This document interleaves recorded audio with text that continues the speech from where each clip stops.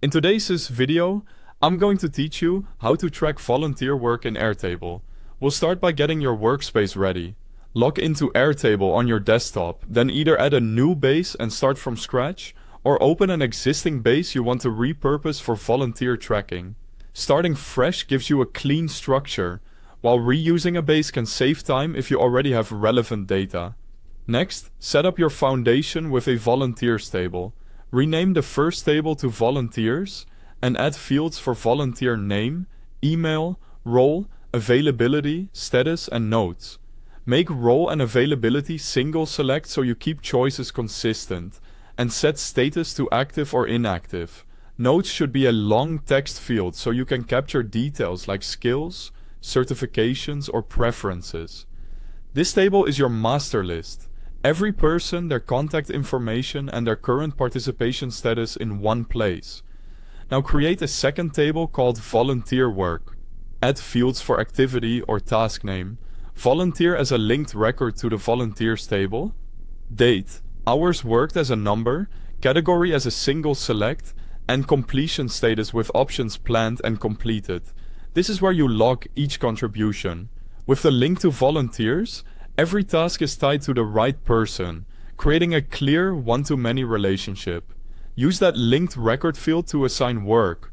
When you add a task in volunteer work, search for and select the person from the volunteers list. You'll see that task appear automatically in the volunteers related records, building a history of their activities without any duplicate typing. Quick reminder while we're here, the link to the Airtable website is at the top of the description so you can open it and follow along. If you prefer the desktop or mobile app, you'll also find the download link in the same place. Create summary views to manage participation at a glance. Build an upcoming volunteer tasks view, filtered to planned items. A completed activities view for finished work. An hours by volunteer view grouped by the volunteer field with hours summarized. And a monthly volunteer work view filtered or grouped by date.